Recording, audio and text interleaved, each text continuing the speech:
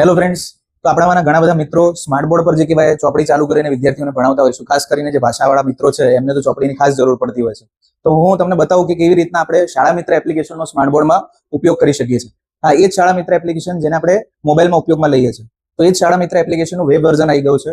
તો સૌપ્રથમ આપણે ગૂગલમાં શાળા મિત્ર સર્ચ કરીશું. તો તમે જોઈ શકો છો એ પ્રમાણે આ જે પહેલી લિંક દેખાય એના ઉપર આપણે ક્લિક કરવાનું છે અને તમને દેખાય છે એ પ્રમાણે આખી જે એપ્લિકેશન છે, જે પ્રમાણે ઇન્ટરફેસ આપણને મોબાઈલમાં દેખાય છે એ જ પ્રમાણેનું ઇન્ટરફેસ તમને અહીંયા ક્યાંક જોવા મળશે.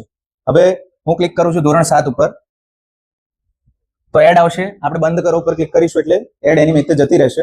હવે તમને દરેક વિષયના જે કહેવાય અહીંયા પુસ્તકો જોવા મળે છે. પુસ્તકની સાથે સાથે તમને જૂના પાઠ્યપુસ્તક પણ અહીંયા જોવા મળશે. હું કોઈ એક વિષય ઉપર ક્લિક કરું, જેમ કે વિજ્ઞાન વિષય ઉપર મેં ક્લિક કર્યું છે, કેવા પુસ્તકના જે પાઠ છે તમને જોવા મળે. માની લો કે હું કોઈ એક પાઠ ઉપર ક્લિક કરું છું, તો મેં અહીંયા વનસ્પતિમાં પોષણ પાઠ ઉપર હવે ક્લિક કરેલ છે. તો તમને અહીંયા ચોપડી દેખાય છે. હવે ચોપડીની સાથે સાથે આ જે સ્વાધ્યાય છે, સ્વાધ્યાયનું સોલ્યુશન તમને જોવા મળે છે.